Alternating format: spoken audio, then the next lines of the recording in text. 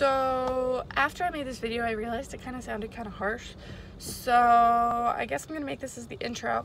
Disclaimer, I don't mean to like be calling anybody out if you do this. I don't approve personally, but I mean, you do you. I'm just trying to kind of spread the awareness of things that could possibly go wrong and why you shouldn't. But if you do it, if you're licensed and you're doing this, that's fine. But if you're not licensed and you're just kind of winging things, please be careful, and please see somebody that's a professional. And now let's get into the video. Hey guys, it's me again. So this is just gonna be a quick kind of talky video. It might not be too quick, but hopefully it's informative. I was on Facebook. I was on one of my esthetician groups, and I saw an article pop up or a video about somebody microderming, doing microdermabrasion at home. I have also seen videos on like doing your own chemical peel at home, doing, what was the other thing? Oh, microblading at home, and I've seen like hydrofacials at home and things like that. I'm gonna say, in my professional opinion, it is horrible. If you are not licensed to use those machines and you're not certified in those machines, I'm certified in microderm. Now that doesn't mean that I'm certified in a specific type of machine. Now that doesn't mean that if I, hop to another machine that I won't know what I'm doing. I'll still have some semblance of an idea, but every machine is very different for anything. Like I'm currently in the process of getting trained on Clarity RX products, which offers chemical peels. I am certified in PCA chemical peels, but they're two totally different things. With a PCA peel, it was self-neutralizing, meaning that the peel itself neutralizes on its skin. You don't need to put anything on top of the skin in order to make the peel stop working. It'll work for 6 hours, and then it will on its own neutralize. The chemical peels that I now work with, you can only keep it on someone's face for 3 minutes, or you can burn their face off. Now with a microderm machine, you can, if you don't hold the skin taut, like you really need to hold it tight, as taut as possible, and put the machine, and there's certain patterns you have to do depending on the machine. You can cause some serious damage. I've seen people, with me as a professional, I've given people some broken capillaries, gotten some redness. Regardless, you're probably gonna do that, but if you're not holding it taut enough, you're either A, not doing anything to your skin, or B, you're damaging your skin a lot. It can be, depending on how you're holding the skin, what you're doing, depends. Microderm is nothing to play around with because you are harshly exfoliating, and I will mention this in other videos. I hate granular scrubs. I absolutely despise them. I don't have an issue with people using them. I use them myself on a rare occasion. You have to use them properly. You can't be too rough. If you're too rough with the microderm machine, you can damage your skin and cause irreversible damage, which isn't great. I have a lot of people coming to me that have a lot of damage from overexfoliating, doing things that they shouldn't be doing to their skin that you just shouldn't do.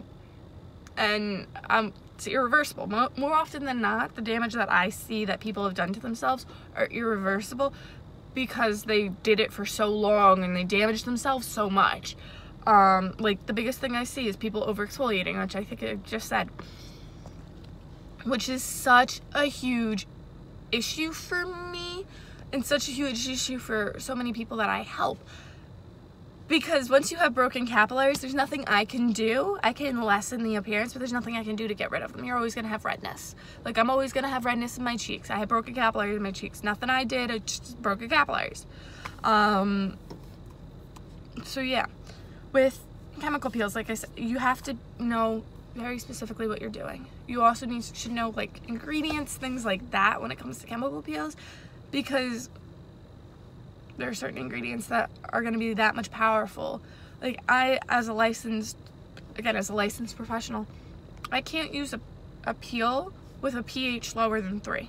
I've mentioned this in an earlier video. Your skin's pH is between 4.5 and 5.5. For the pH to be that low, it's really acidic and it kind of strips your skin. If you have something that's like a pH of 1 that's a pure acid, your skin will disintegrate. Same thing if you have something that's base of 14, it'll strip your skin if it's that harsh. So a pH of 3 is actually it's not horrible, but it's not soft. It's not a light peel. But I'm able to do something that has an acid base of 30%, either or. So that's not the most powerful, but I don't think anybody who's not licensed in it should be doing it. I've had clients come to me after getting a chemical peel and say, my face is still kind of burning and it wasn't comfortable, things like that. Like, a chemical peel is something where you have to keep your body temperature low. You have to, no matter what the peel is, because it can interfere with the peel. So you need to have somebody else fanning you or doing whatever the peel requires to calm down the skin. If you're doing that yourself, I've given myself professional chemical peels and I've completely messed up my skin. I had a horrible allergic reaction. I had a heat rash from it because I was fanning myself, and that spiked up my temperature, which reacted with the peel. So that was one of the, my skin got really peely. It was just really horrible. So that's like something that you really have to be wary of. And I've seen people doing the microblading at home. I don't think anybody should be doing that because, one, it's really hard to kind of see what's going on. 2, you're cutting open your skin and putting ink over it. I'm not certified in microblading. I'm not certified in that, but I do know a little bit. And I don't think anybody should be doing that at home. I mean, if you're certified in it and you want to, more power to you. But if you are not certified in it, I just see a lot of sanitary issues. Because one of the things that they teach us in beauty school, and you get taught every time you learn a new machine or learn a new thing, is how to be sanitary with it and how to wipe it down and how to clean it and how to make sure that there's no bacteria. Because if I were to do a microderm on my skin, not clean the machine, and use it on my skin again and just have my bacteria on it, I could still give myself an infection, because that's dead skin cells that's been kind of sitting there for a while exfoliating, and it can cause so many issues. So please do not do these things by yourself.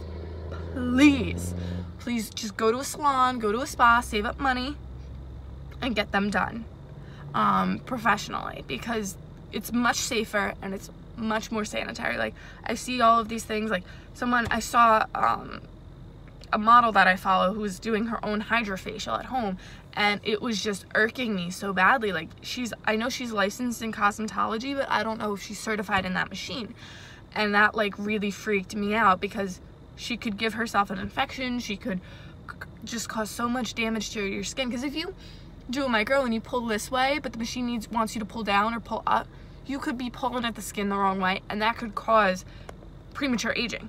It could do so many things. So please be careful, please. And if you are interested in getting any of these things done, you can comment below if you have considered doing them at home, or you can comment and ask me if I can recommend somebody to do those for you, because I have people that I know all across the United States that do these kinds of things, and I can connect you with someone close to you. So please be safe with this, all right?